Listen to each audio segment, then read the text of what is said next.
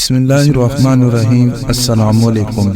حضرت مولانا احمد علی لاہوری کا تعلق سکھ گھرانے سے تھا۔ آپ ابتدائی جوانی میں کلمہ پڑھ کر مسلمان ہو گئے اور دارالعلوم دیوبند میں داخلہ لے لیا، حتیٰ کہ آپ دورہ حدیث کے درجے تک پہنچ گئے۔ آپ یہ واقعہ خود سنایا کرتے تھے کہ جب میرے سسر کو ان کے گھر والوں نے کہا کہ اب ہماری لڑکی جوان ہے، اس کے لیے کوئی مناسب رشتہ تلاش کر کے نکاح کر دینا چاہیے، وہ پنجاب کے مدارس کے دورے پر نکلے تاکہ انہیں اپنی بچی کے لیے کوئی عالم فاضل نوجوان مل سکے، حتیٰ کہ دارالعلوم دیوبند پہنچ گئے۔ جب انہوں نے دورہ حدیث کلاس کو دیکھا تو ان کی نگاہیں میرے اوپر اٹک گئیں۔ انہوں نے شیخ الحضا حضرت مولانا محمود حسین رحمۃ اللہ علیہ سے پوچھا کہ یہ طالب علم کون ہے؟ انہوں نے بتایا کہ یہ سکھ گھرانے سے تعلق رکھتا ہے اور مسلمان ہو کر ہمارے پاس علم حاصل کر رہا ہے۔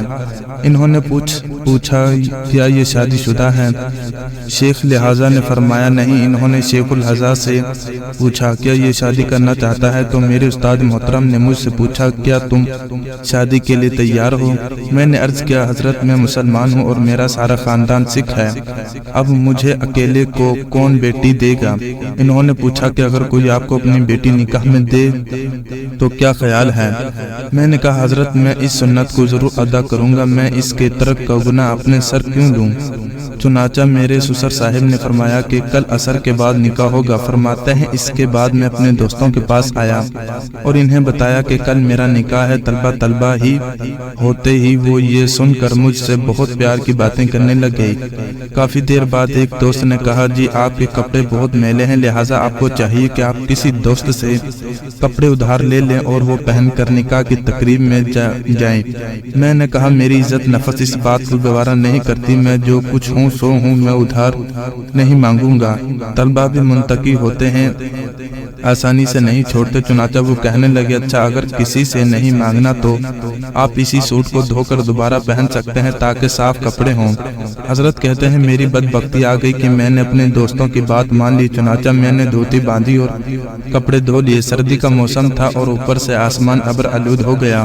عصر کا وقت آ گیا، میں نے مسجد کی ایک طرف کپڑے ہوا میں لہرانے شروع کر دیے اور ساتھ ہی ساتھ دعائیں بھی مانگنی شروع کر دی کہ اے اللہ ان کپڑوں کو خشک فرما دے، اور موسم کی خرابی کی وجہ سے کپڑے خشک ہونے پر نہیں آ رہے تھے، حتیٰ کہ عصر کی اذان ہو گئی اور میں سردی کے موسم میں گیلے کپڑے پہنے مجمع میں آ کر بیٹھ گیا۔